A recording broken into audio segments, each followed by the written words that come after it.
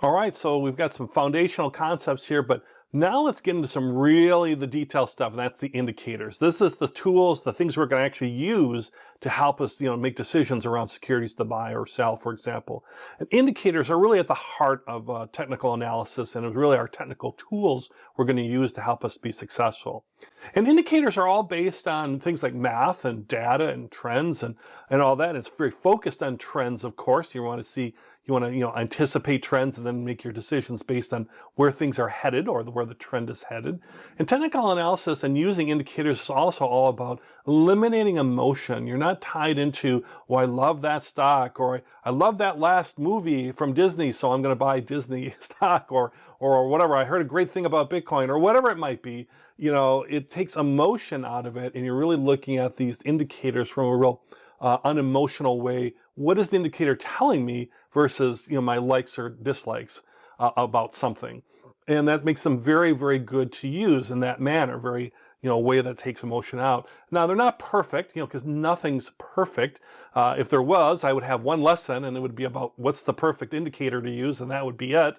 But they have different applications and different ways you can use them, and some work better than others, or in certain situations or with certain types of securities. And we'll go through that as we go through the course. But just be understanding that nothing, of course, is perfect. In fact, really beware of anybody who says, I've got the perfect system or the perfect set of indicators or things of that nature. They don't. They might be able to share some good stuff and might be helpful, but just beware of anybody who's trying to sell you something for money that is the perfect answer. That's probably or it is fraudulent, because there hasn't been a perfect indicator out there yet. So indicators at their heart, what they do is they're technical tools that help distinguish between noise and an actual event. Okay, so what is that? So an actual event is something that's real, something that's happened either with a company or an organization or a currency or globally, whatever it might be. Something's happened in a broader sense or specific to that security. And it's a real live event that's going to make a change that's going to happen with trends, whether they're going up or down or sideways. Something is a real change. Versus noise, noise is things that are not dramatic, and it does not change the overall trend. It might cause it to blip up and down a little bit, but it's not going to actually dramatically change the event or change the trend, where an event definitely is dramatic and changes the trend. Or it might strengthen the trend to have it continue in a strong manner, whichever way it is. But it's not a temporary thing like noise might cause. It's a real thing. So that's the difference between noise and events. And indicators help us to separate that out so we can kind of tell what's true and what's false and what might be, really the core things that we want to focus on as far as making our buying and selling decisions using indicators when events happen. So let's look at an example of these noise and events, for example. So let's say you have a drug company, and there's, they say that the new drug that they've been working on launch will be delayed 60 days. All right, so that will cause, let's say, the stock price and things to go down for that particular company. It is legitimate, or it might go down temporarily, but it's more noise as in, they're going to be fine in 60 days, or just delayed 60 days. Versus something that's a significant event, where let's say the same thing with this new drug fails a government approval trial. That's a bad thing for drug companies. That means they might have to start all over. They might just have to pull all their research and development around that drug. Something wrong has happened, and it's going to cause a significant change in the trend. In this case, it would probably cause a significant downtrend based on that event.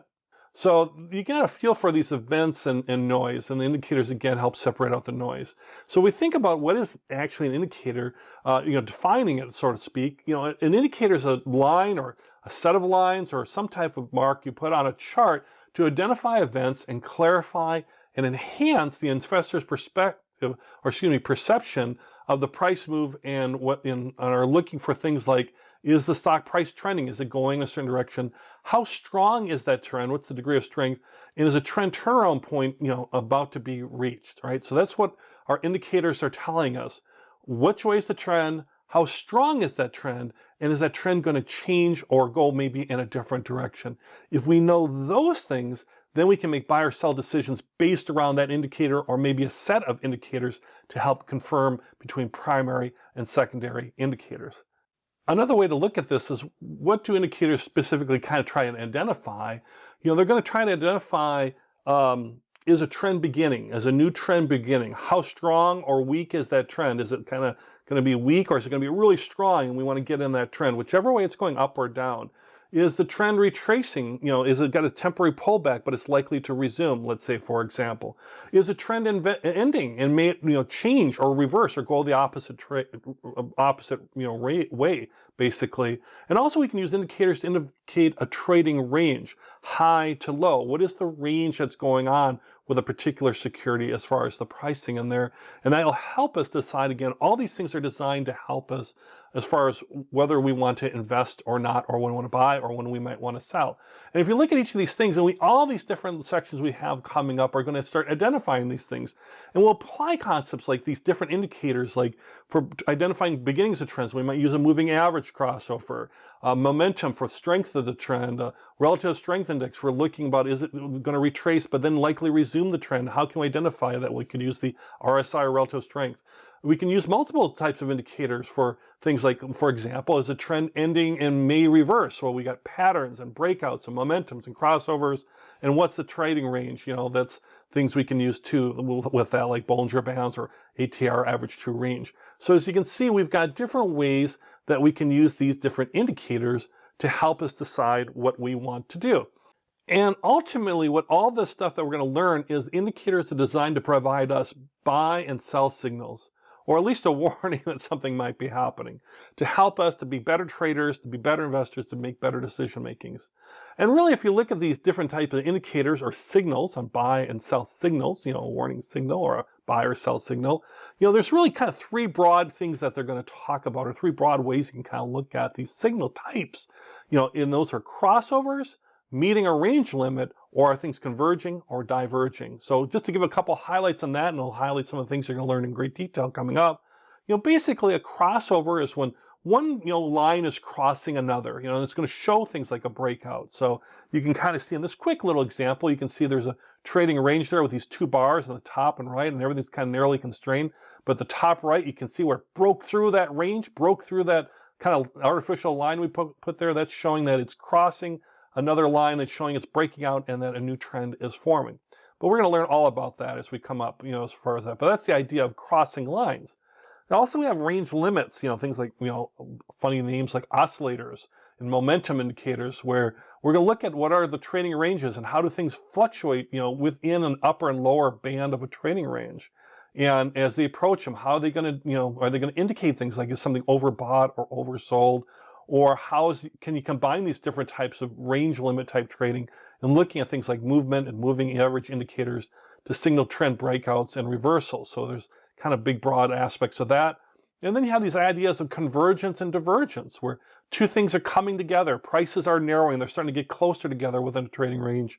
And sometimes they're diverging or getting further apart. You can see, time on the left going left to right in this example, and price going up and down as far as height. And you can see convergence where prices are starting to get closer together. Divergence where prices start to go further apart is the idea behind that. So these indicators are these broad concepts, indicators. We're going to put all this together. We're going to learn a whole bunch of different indicators and different ways that we can kind of analyze investments and analyze securities so we can make the best decisions by using these indicators, by using these tools. And that's what we're going to start learning at and start building that up from the foundation up.